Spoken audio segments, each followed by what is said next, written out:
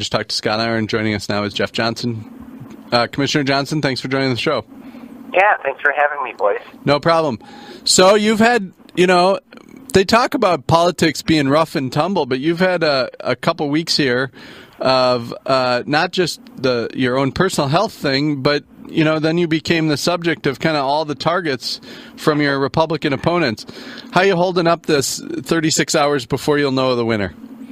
Really good. We're traveling all over today, hitting, I think, 8 or 10 different victory centers just to thank all the phone callers that are out there making calls for me and for the rest of the Republican endorsed ticket. It's been going really well. The campaign had been all focused on Mark Dayton until about maybe a week and a half to 2 weeks ago, and then it kind of took a nasty turn to me from everybody, but that's okay, because I think it means that I'm probably in the lead, and I think we'll withstand it just fine. What else are people talking about out there? As you're out there, one of the things I've found, and I think we talked about this August primary doesn't have voters that tuned in, but I think they're starting to tune in a little more. We expect turnout to be fairly low tomorrow, but as you're talking to, quote, the normal people out there, are there any issues that are really starting to bubble up as they take a look at the four candidates that differentiate you?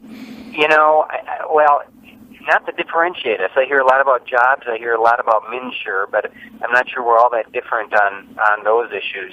What I guess I hear from people where they're picking one or the other is based upon who they think can win. That is what I'm hearing from Republicans really more than anything else. And we saw that, I think, at the convention. It was a bit more of a pragmatic convention than what we've seen as Republicans in the last few cycles, where the activists were focused, number one, they wanted a conservative. That's always a bottom line importance to the majority of the folks there. But they were really looking at the question of who's the most likely to be able to pull in non-Republican votes, because we know, most of us Republicans understand, we can't win without them. And so I'm hearing that. When I hear people saying I'm picking you or someone else, more often than not it's because they believe one of us has a better shot of winning. What else, as you've gone through these last couple of weeks, obviously taxes has been an issue that folks have tried to differentiate you on. What have you told people when they question where you're at on taxes? On taxes, what I tell them is that my philosophy, and my philosophy's been the same for 15 years on this, is that we should have a tax code that is low, broad, and simple. And almost any economist will agree with me on that, whether they're conservative, liberal, or something else. Most everyone agrees that if you have a system that's low, broad, and simple, it is good for the economy, it helps the economy grow, and it benefits everyone.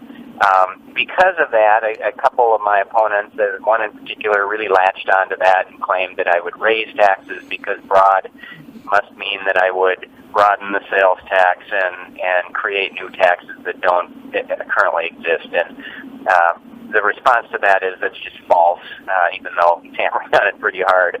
I think I have the best record. Well, I don't think. I do have the best record with the Taxpayers League of anyone in the race of being someone who is supportive of lower taxes, and that will be the first and foremost priority for me, is that we lower taxes, but we should also broaden them and make them simpler at the same time.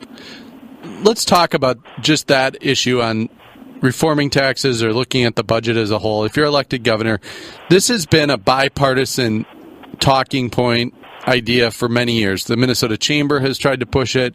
Democrats have pushed it. One of the things is to kind of just stabilize our own revenue streams here, sales tax versus property tax versus income tax. There is probably some appetite for, like at the federal level, reforming the tax code. How do you approach Democrats about bringing about a big picture approach to that? Because it's something that Governor Dayton said he was going to do.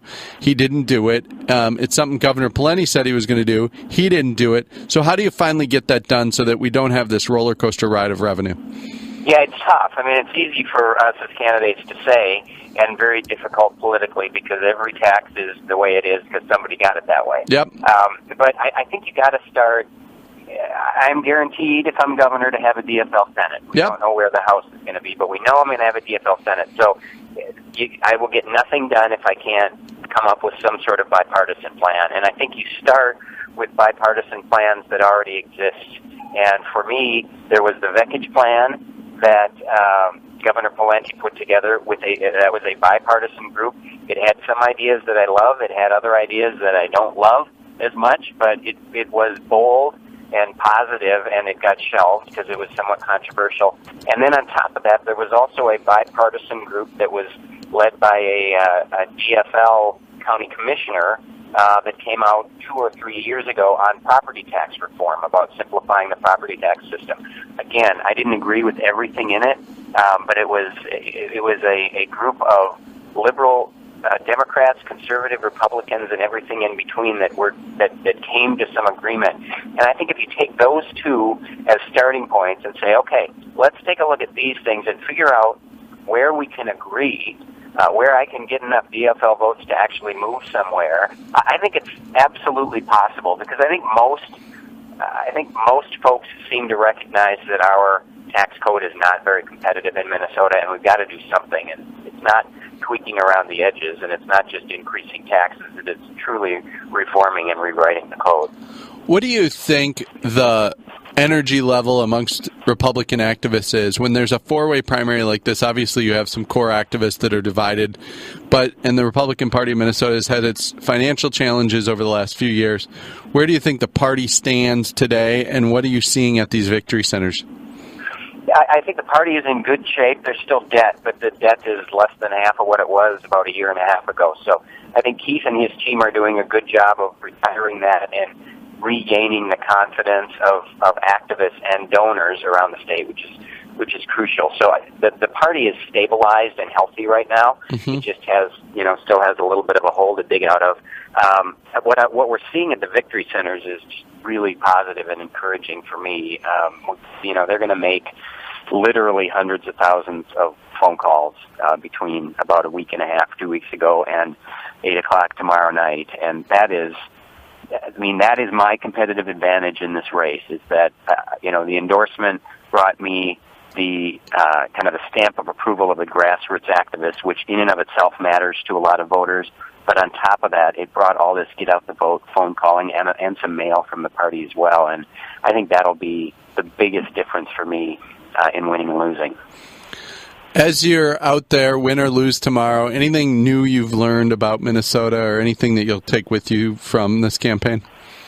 I have learned that, and I kind of knew this before, but it's really been reiterated the last few months, is as I talk to Republicans and Republican activists, I kind of hear what I expect to hear, but as I'm talking to non-Republicans, whether they're independents or DFLers, there are really a lot of thoughtful people in this state who are willing to listen to other ideas if you present them to them in a way that's not combative or negative. That there are people who are very interested in talking about doing things differently that aren't Republican, and for me, that's very encouraging for November. I think people are going to be willing, with the right message delivered the right way, to take a look at a Republican candidate statewide this year.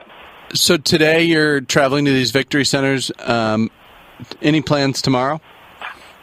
Yes. Tomorrow, Tuesdays are county board days for me, so okay. I'll probably spend half the day at the county, because that's what the Hennepin County taxpayers pay me to do. Yep. And then in the afternoon, we'll probably hit a couple more victory centers, and I'll spend the rest of the day making some phone calls until about 7:59, and then hang up and see what happens. Have you voted yet? I have not. We're going to vote tomorrow morning. Okay, that sounds great.